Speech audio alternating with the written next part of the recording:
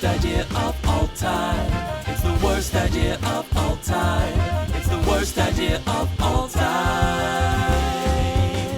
Hello and welcome to episode number 13 of the worst idea of all time. My name is Tim Batt. Lucky number 7. My name is Guy Montgomery. It's good to be here. Sex and the City 2 is the smorgasbord that we've laid out for ourselves, and we've just been all tasting. We had a gobbling it tasting up. platter of Yum, Sex nom, and nom. the City 2, served up by 4 foxy waitresses dressed in all sorts of ridiculous fancy dress. Each time they bring a new And dish finery. out, they will have changed, and they would have changed into each outfit more breathtaking than the last. A garish, often comically overstated, colourful explosion. Yeah.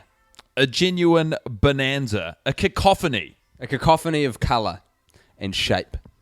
It was visually noisy, is what we're trying to say about the film today. Visually noisy. That's true. I would like to say that the visual noise of the film, just the genuine amount of shit they've thrown at it, makes it, if you look at the background of frame, I think mostly at the wedding, to be honest though, it's quite interesting. It at least keeps you engaged. You can look past the shitty dialogue and action and into a pretty textured world of extras and set dressing. Like a painting. However, the issue is, as soon as you remove the wonderful ambience and background noise of other options to look at and create narratives for, you're just left in the same company of a fraying group of friends, a relationship on its hind legs, hopped up like a cute dog following a piece of food at the end of your fingertips. A vacuous vacuum of vainness is what The Tim Weekly called the 3 it V's, as Tim was taught by his media studies teacher in 4th form. He said, Tim, never forget, alliteration is the key. That's right. Shout out to Big D, my old media studies And then teacher. he I know handed he's you listening. a key that was cut. The word alliteration was cut as the actual grooves on the key, wasn't it? Big fan of puns, he was. And but that key opened a door. Yes, a real door. And a metaphorical door as well. The real door opened was to the AV room, so I got to use the cameras and the equipment whenever I wanted. The metaphorical door was to learning how to use the equipment that was in the room. So they were both quite quite intrinsically literal, linked. yeah. Yeah, but it was good. Isn't it make such a difference what time of day you watch this movie? Because that was a lot easier during sort of like morning hours. Yes. Morning-ish, early afternoon hours. It cannot be overstated the different mental impact different screen times have. I think when we have to squeeze one in and we're at the end of our tether with the film and each other, it is a genuinely arduous. I'm not going to listen back to I don't usually listen back. I'm definitely never going to touch last week's episode. That was not a positive experience. Oh, the cool does is a cruel mistress in some respects. We got pretty at each other's throats, fair to say. But I look at you now and I see the shining face of friendship and hope. I'm glad you forgot all about the phone number business. You were really riled by that. It was just an impractical use of... Look, we're not going to dredge all of this up again. You're right, we're not going to. But yeah, it was... The danger with this podcast is that we keep making so many apologies for the movie that every now and then we forget to tell you that it's very, very bad. It's a very, very bad movie that I think is sitting on something like 11% on Rotten Tomatoes. Like tremendously bad. Yeah, it's a very terrible movie. Offensive in every way. The greatest offense, I think, that I'm bringing week in, week out with this film is the length. Yeah. 2.5 hours is long for any movie. Guy and I have gotten into the habit now of like when we see something extraneous in the script being played out on screen, we're just like, cut it, cut it. If you cut all those things... Like, we're cutting a whole new movie. We get this thing down to episode length. Well, just on keeping everything in there, but just the odd like throwaway line or throwaway shot, I reckon you'd lose about 25 minutes very easily. Like you and I could just be in an editing suite for half an afternoon. Boom, 25 minutes gone out of this film. And that still leaves you with an over 2-hour movie, I'm pretty sure. Yeah. That's intense. That's crazy. It is. Like, yeah. Anyway, a lot of what Carrie says, and I've said that before, but a lot of the you were very angry at the narrative. You were there were accusations flying thick and fast from your mouth about laziness of narrative device. Oh yeah, because it's just everything is played out through musical cues and narration, which are like the two easiest ways to convey emotion. It's like Michael Patrick King has gone, oh fuck it, I can't be bothered writing properly or trusting the actors to be able to carry this. So I'll just make sure everyone knows by hitting them over the head with some narration and musical cues. Which I think maybe the reason that's so Do I sound deeply blocked frustrating, a little bit, yeah, is that very nasally. is that that should make for a lean, fast-moving film. Yeah. And you pointed out that at the start, we start on quite a cracking pace. Yeah. Because we open up pretty much in the jewelry store. We get current context, like a backstory of all the friendships, and then told that there's a wedding happening. And within 4.5 minutes, including opening credits, boom, we're at the wedding. And those credits are pretty big too. They're big, like James Bond style credits. They're not quite a whole music video. I was thinking James Bond because Alicia Keys sings the... oh, true. She did one with Jack White. Yeah. For... Die Another Day? Not sure which one. Just Can't remember. die another day. I guess I'll die. That was definitely Madonna. Another day. Oh, you're right. It's not my time to go. Ray of Light is a spectacular song that is entirely underrated. And ironically, that was made famous by an Austin Powers movie, which is what was parodying James Bond. So music was made famous by an Austin Powers movie. What? Music makes the... No. Oh, It no, wasn't- Ray of Light. that- If you look at the music video for Ray of Light, doesn't that have heaps of Austin Powers? No, that's another one. Oh, you're right. Your No, you are Madonna right. references are all over the shop. Yeah, She did a sorry, video mate. with Ali G. Yeah. That was for music, yeah. Makes the people... So what was the one she did for Austin Powers? Something about Britain. There were shots of the Union Jack convertible in the video clip from memory. Yeah, she's riding in it with him, I think. Yeah. Oh, well, I'm sure you'll correct us, Internet. You're She so good at stayed that. culturally relevant for a while. Oh, she's reaching now. Yeah, that she is patch stretching. with who did she flip out? I don't even Drake. Oh, She patched Drake. You got to see that footage, mate. So Drake has to peel Madonna off his face and looks disgusted that it has happened. It was at an awards thing this year. It was like a month ago. It's not pretty, eh? There's that funny... She's in her 60s, isn't she? No. Yeah. She's in her 50s. Early 60s. Should Truly? be 60, I reckon. No. Should I check? You finish that thought that you had, mate. What were you going to say? Okay. Oh, no, she fell down. There was a video of her falling down the other day, which is pretty funny. Oh, yeah. People falling down. Well, That is- yeah, but not old ladies. That's pure comedy. I reckon if you showed, like, an infant... Before I double check how old Madonna is, how old does she be when it stops being funny that she fell over? 65 is Yeah, I hard was going to say funny. 65 too. She's definitely like 65. She is. Oh, she's 56. There you go. Sorry, Madonna. I know she's a big I fan. think, honestly, to be honest, I think 60 is when it stops being funny, but because I thought she was going to be over 60 from your confidence, I went 65. J-Lo's 45. Google just gave me that for free. I didn't even ask for that one. Annie Lennox is 60 and Cher is 69. Fair play She's to been Cher. around for a while. Yeah, man. Oh, yeah, that's what I wanted to look up. Love after love. Who is Liza Minnelli's mum? Because I thought that it was Judy Garland. Judy Garland. But I don't know for sure. You know? I took some notes about the film this week. Oh, did you? Not many, and I don't think they're going to go very well, but they're in there somewhere. Well, please indulge me with your fantastic notes. Charlotte. It is Judy Garland. We're so bad at padding for time now, eh? We used to be real good at it. But I do want to confirm that Liza Minnelli's mother is Judy Garland. Dorothy herself. You're purely confirming that with yourself. Yeah, you that's did that true. on. You shouldn't. You did that on the podcast time. That's Tim Bat research. Sorry. I apologise for that. It's okay. Back to you. Did you have a note? A cool It note? was Charlotte. I think we've mentioned it in passing.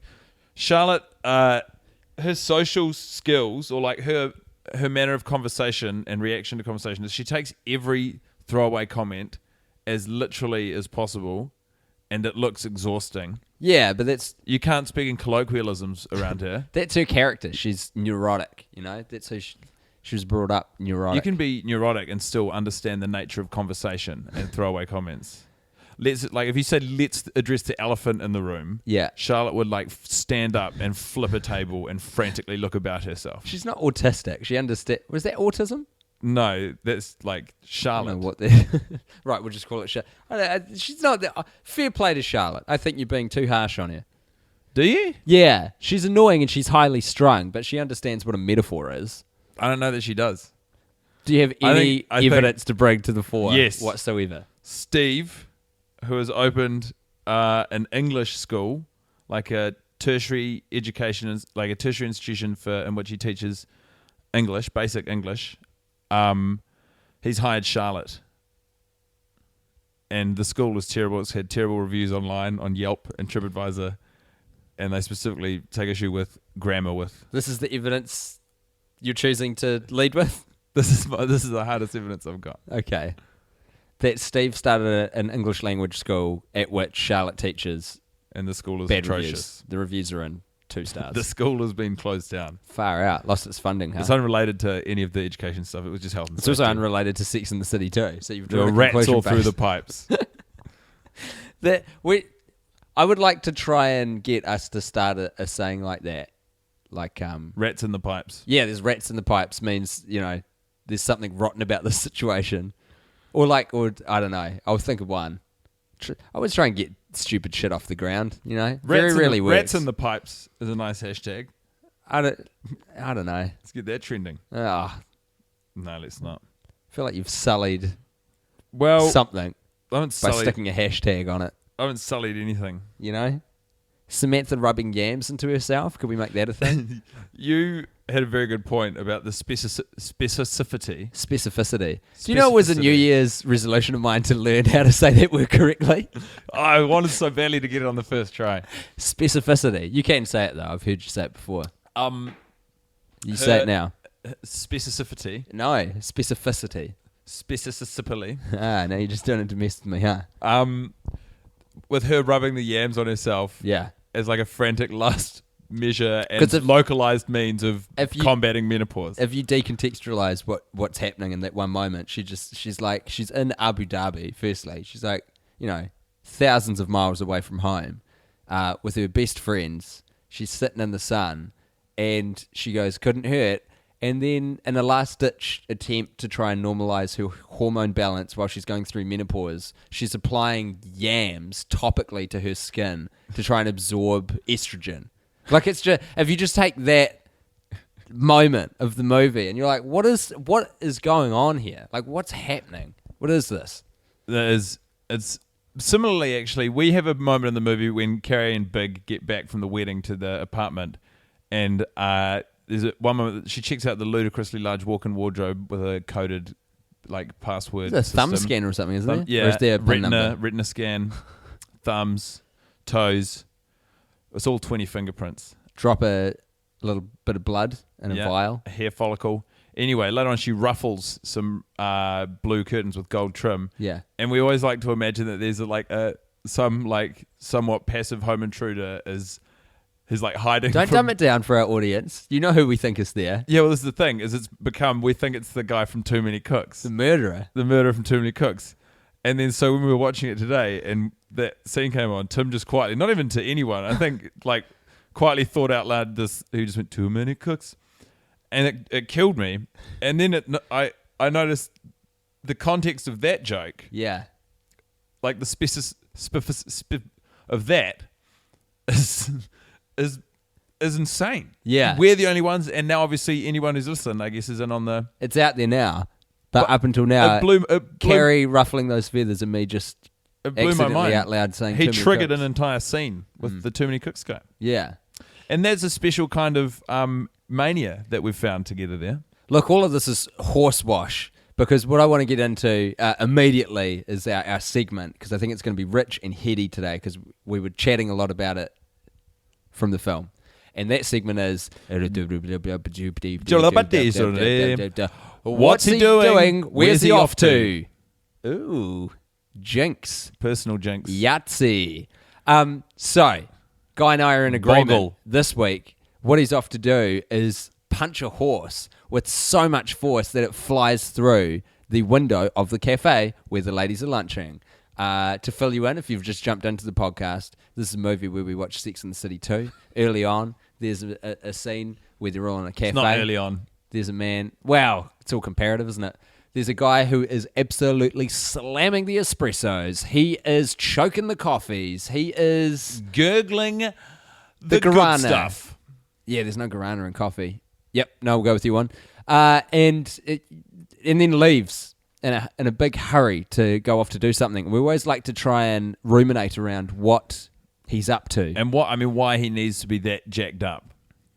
What could he possibly do with that amount of energy? And it turns out he can push what were understood as the laws of physics and human strength, and that he has the capacity, not a particularly strong guy and not really a background in boxing, can find the determination and the strength within himself to punch a full-grown horse, mare or stallion, 38 hands, 800 kilos, through a window.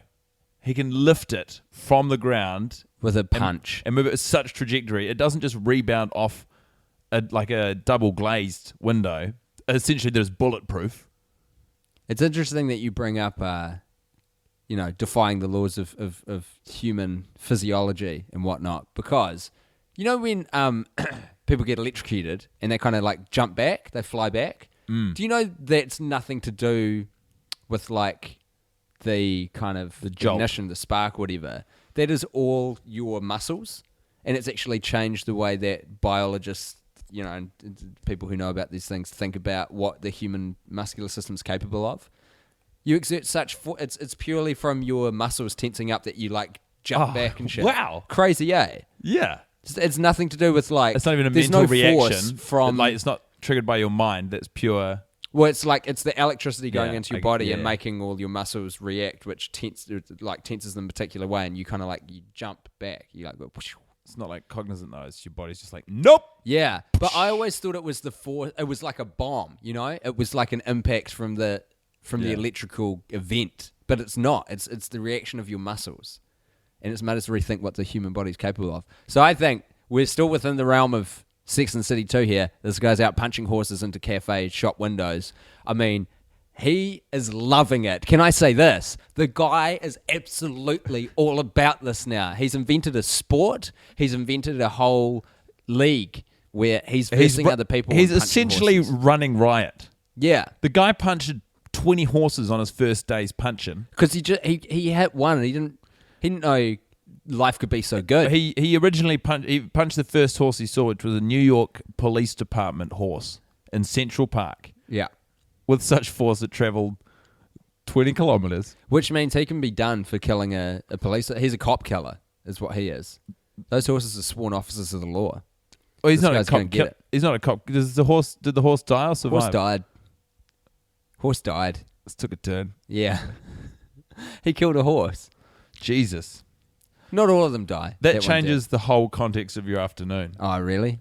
If not for the guy. The guy's a maniac. Yeah. But for the girls and anyone at the cafe. Well, that's a pretty big gear change from a normal afternoon service. A horse coming through a window. Yeah. Shaking the glass off and then neighing and running back outside. Oh, that I can stomach, and I'm sure the ladies can move on with their conversation. But a horse coming through the window and dying, bleeding out in front of your very eyes? See, I don't think that changes the tone of things. I don't think the horse gets cut. It's the impact that kills it. It's the trauma. It's dead before it's through the window. So it's kind of humane. In some ways, it's humane to punch a horse. Scientists maintain it is the most humane way to kill a horse. As long as you can kill it with one punch. Yeah. That's the key. Because as soon as the hand strikes the horse, the horse will. It's curtains for the horse.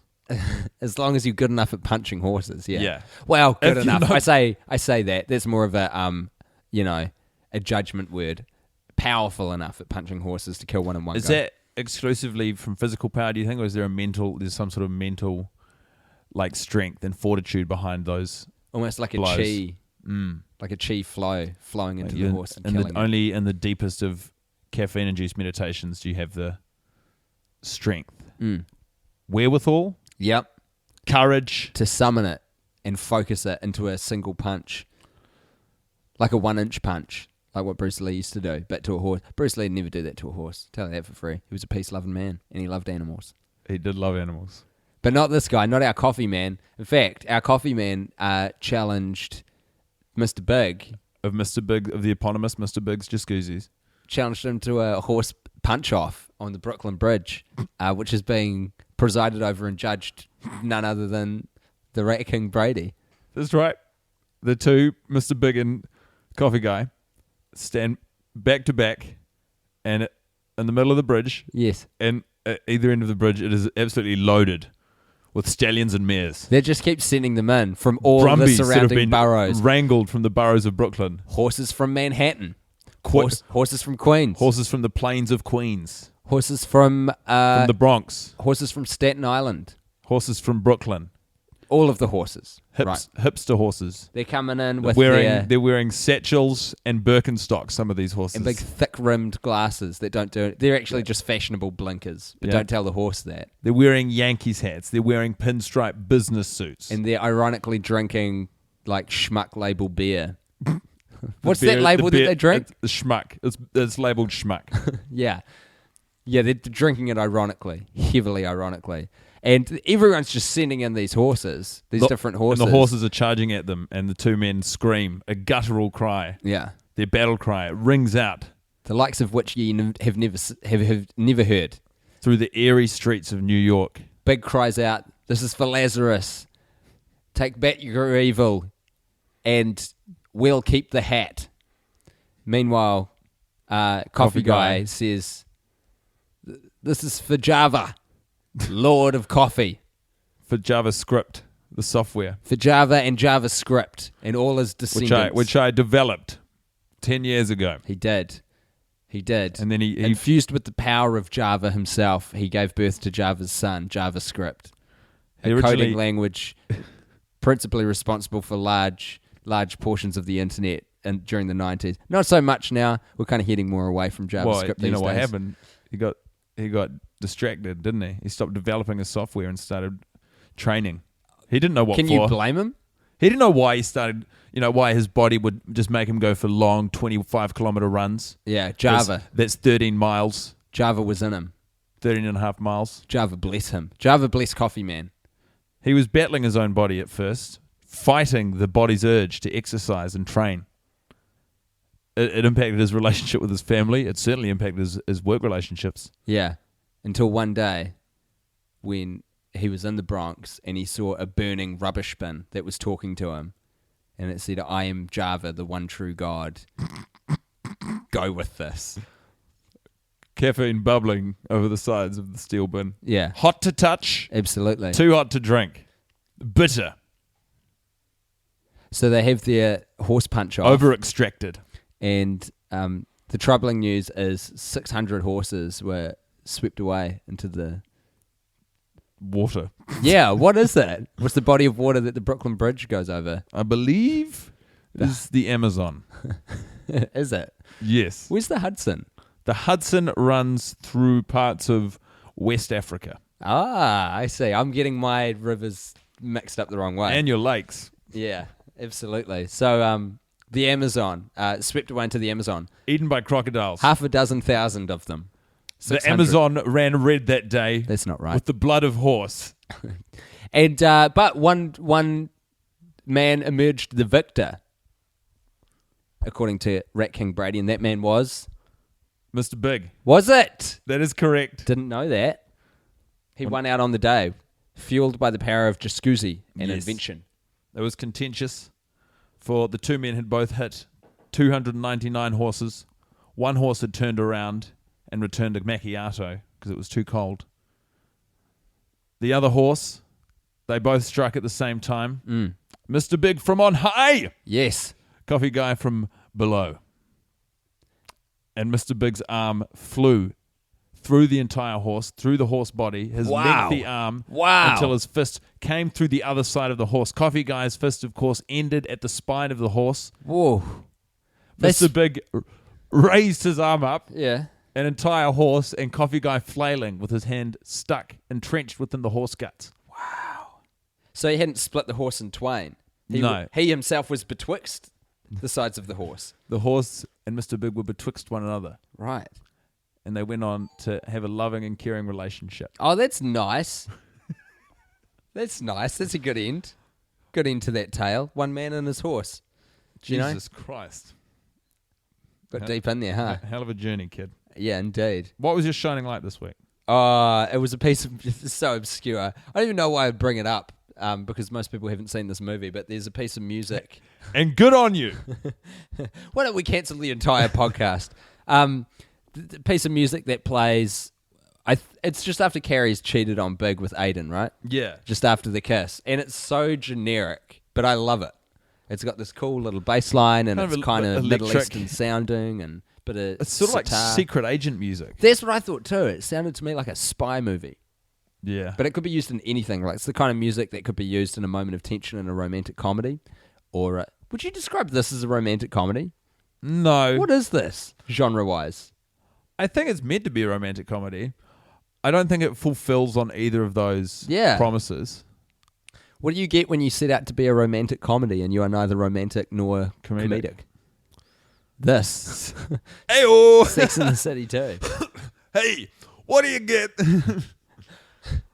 Try that joke in the club. Yeah, man, test that one out. But it's not. You can never argue it's a drama. I guess it is. It's a romantic comedy. It's a romantic dramedy. Rom-com.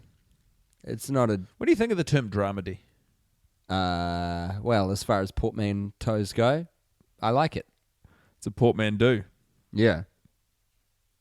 What? Not a portmanteau. Wait, that would only work if the word was portmanteau.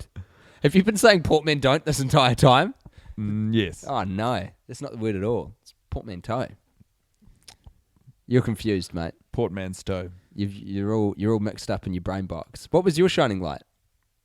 My shining light. You definitely don't have one. I can see it in your eyes. What? I mean, what is there to enjoy? Yeah, I My know. shining light. Oh, I've probably used it already, but the sound mix. The audio engineer deserves an Academy Award, if only for the glass clink aboard the aeroplane.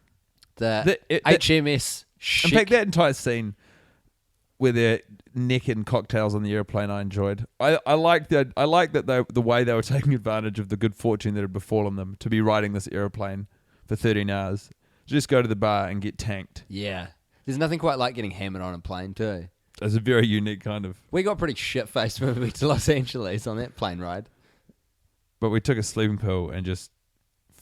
That's the best, conked out probably the completely. best sleep I've ever had. It's deep. Like in my life. You don't wake up feeling crisp. Yeah, that's true. But I managed to sleep through like an entire...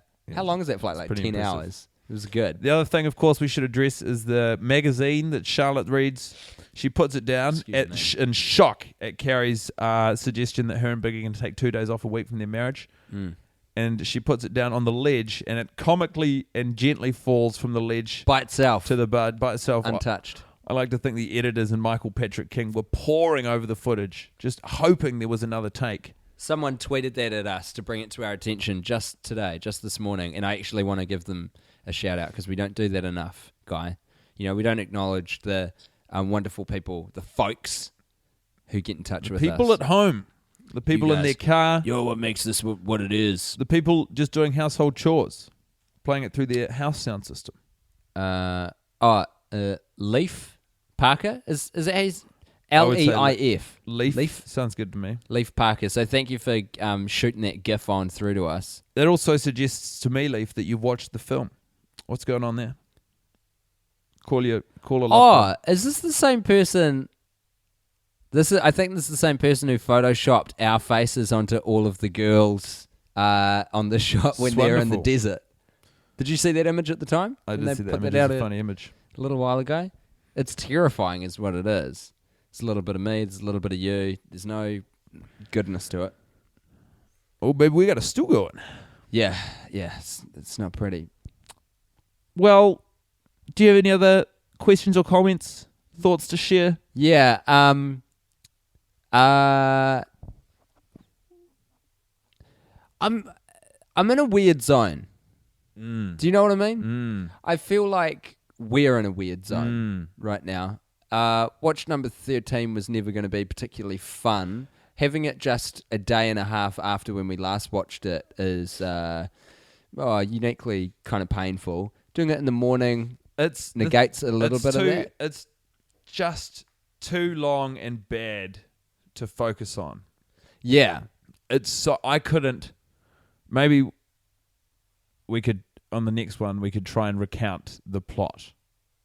That's what I was going to try and do. Top to bottom. I wanted to do the pitch to you that we usually do with guests. You want to pitch it to me? Yeah. Right now? Yes.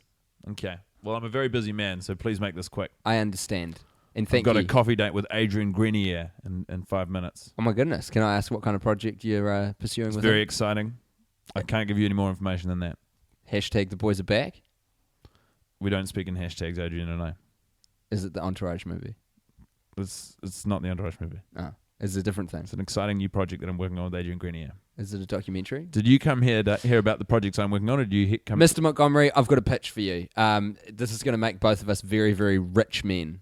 I'm both already in soul incredibly wealthy. and currency. Wow. I got in on Mr. Big's jacuzzi when the getting was still good. Oh, are you kidding me? Yeah, a good friend of mine moved out to New York and launched a new business. I could have kicked myself. There was a guy who recommended I buy stock in Mr. Big's jacuzzi, and I dismissed him. I got a 5% stakeholder in the business. I'm a very wealthy man. All right. Well, look, But I don't I'm want to waste frugal your with time. my money. I'm looking to make a film. Okay. Here's what I think you and the movie-going audience of the world needs. Sex and the City 2. This is a franchise you know and love. I am familiar. What if we got the girls after the first movie where Carrie has decided to marry Big? I enjoyed that. I thought that was fantastic resolution. It was a wonderful final chapter for the series, So for the franchise. why don't we take that natural conclusion to its natural conclusion, which is, of course, the four friends traveling to the Middle East. What? Now, I'll have to hit pause on this pitch for a second there. I don't know that we need to necessarily, if we're going to open this back up, we don't want to just completely ignore. Why on earth would the girls travel to the Middle?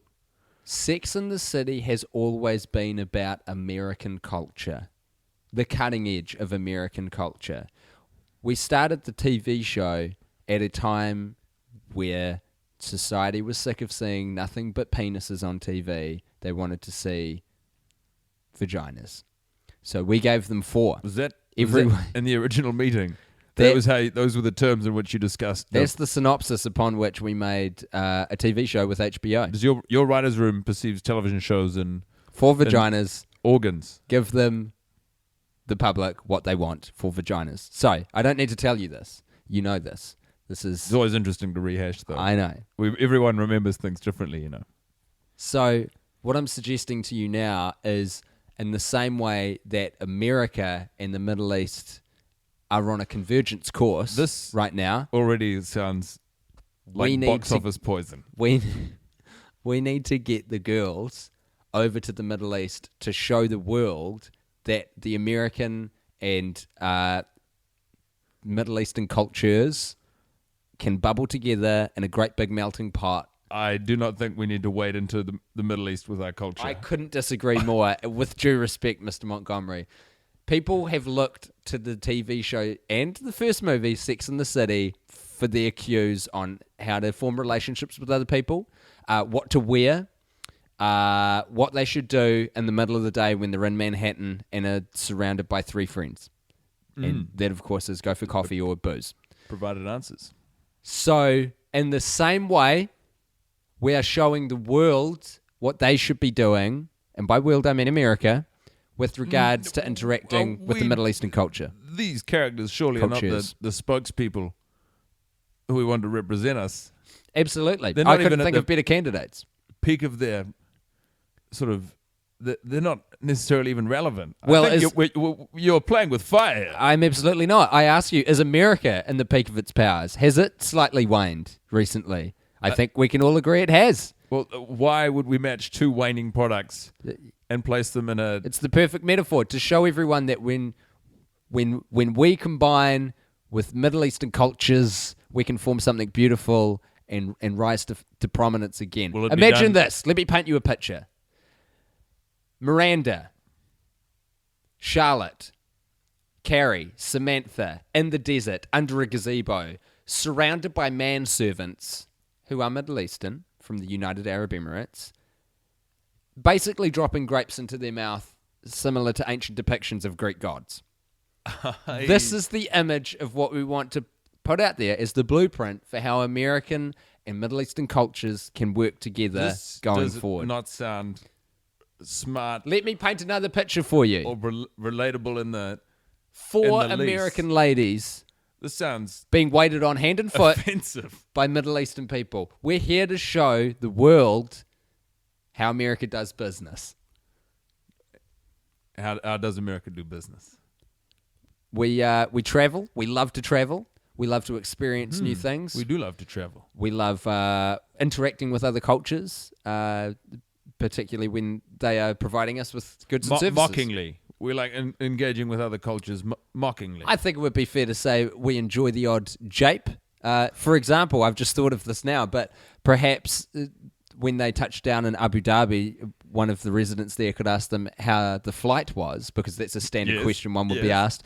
And I don't know, let's say Samantha could offer up, was like a magic carpet ride. Oh, now that does tickle me. You know? That gets me right on my funny bone. Now, what I want to do is bring Aiden back into the fold, because all of our testing shows he that was a people, dish. they really enjoyed Aiden. I kissed him once Did you? at a party. How were his lips? Wonderful, supple. They look supple. He soaks them in moisturizer. What I'm proposing is He that built his own moisturizer bath. It's an inverse bath. He puts it on his lips. those supple, moisturized, pulled, fully hydrated lips are going to be smacking a big old kiss on the now married Carrie. Oh, no. Yes, that is where That's our tension is. What I'm thinking is I want to put the moment of tension about 30 minutes away from the end of the film. The film is, of course, 2.5 hours. I forgot to mention that, but... You had me for a second. This sounds unseasonably long. No, listen. The movie crowd, concept no. as it is, you have told me nothing of anything. The audience All will be you with have us. is a person kissing a former person. Liza Minnelli. Lover. What if Is Liza that- Minnelli's in the movie? Is that Dame Judi Dench's daughter? Yes, it is. Yes, the famous British stage actress turned silver screen darling, Dame Judi Dench, mother to the nation of Britain, Mother of a nation. is also mother to Liza Minnelli, little known fact. That is a little known fact. She's going to Maybe be we in the could movie. do a documentary about that. Yeah, I think that would be an interesting side An project. origin story. Maybe you do that with Adrian Grenier. I don't know. It's Oh, up to you. Adrian is going to love this. But what I'm proposing... Speaking of, you got to wrap this thing up because I got to go. I understand. Sex and the City 2, open on a gay wedding. We'll chuck Liza Minnelli in there if that's going to get this thing across the line. That will help. We fuck around for a couple hours. Then we pash Aiden. That's a movie. How does everything resolve? Well, I'm spitballing here. I hadn't actually thought of the ending yet. But what if, to reward Carrie's moxie and forthright behavior, Big buys her a diamond ring for cheating on him? Could it be a blood diamond? We can make that happen. Let's 100%. Let's make a movie. Okay, fantastic. I'm just going to need about $180 million because the women aren't talking at the moment and they're going to need a big old carrot to get them to sign off on this. Does that sound agreeable? Certainly. And we'll sell all the dead air as ad space. Great. Well, I've provided about 2 hours where nothing's going on, so there's a lot of room where we can just chuck some products in there. Should All be right. good. I'll invest all of my Jascuzi money in this. Fantastic. Hey, well, Mr. Montgomery, thanks again for your time. Till we meet again at the same time and place next week. Yes, absolutely. I look forward to it, and I'll talk to you then. Bye-bye. It's the worst idea of all time. It's the worst idea of all time. It's the worst idea of all time.